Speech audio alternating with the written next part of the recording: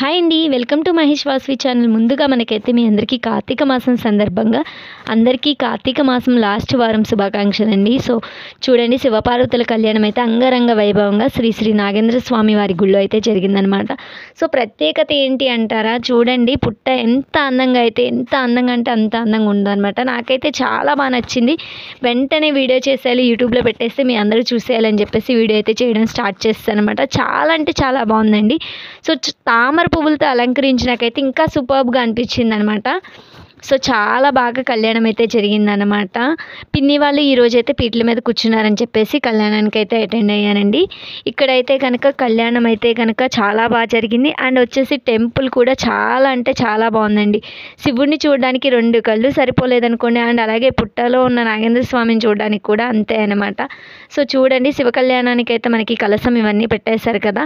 So శివపార్వతులను అయితే అటు side పెట్టేశారనమాట. పక్కనే గంగాదేవి గారు కూడా ఉన్నారు కదా. సో చూడండి, చాలా అంటే చాలా బాగా జరిగిందనమాట. సో ఈ విధంగా కళ్యాణం కార్తీక మాసంలో చేసుకుంటే ఆ శివుడి ఆశీస్సులు మనందరికీ మెండుగా ఉంటాయని చెప్పేసి ఈ విధంగా అయితే కళ్యాణం జరిపిస్తూ ఉంటాం అనమాట.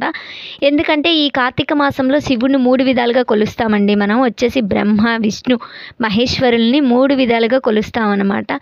సో మనకైతే వచ్చేసరికి కార్తీక మాసంలో దామోదర పూజ ఇవన్నీ చేస్తే కనుక మనకి చాలా సకల ఐశ్వర్యాలు కలుగుతాయని చెప్పేసి ఈ విధంగా అయితే పూజ చేసుకుని స్వామివారికి మనకి తోచినంతలో మనమైతే కనుక నైవేద్యాలు అన్నీ సమర్పించుకుంటూ ఉంటాం అనమాట. ఎందుకంటే ఆ స్వామి ఆశీస్సులు ఉంటేనే మనందరం హ్యాపీగా సంతోషంగా ఉంటాం కదా.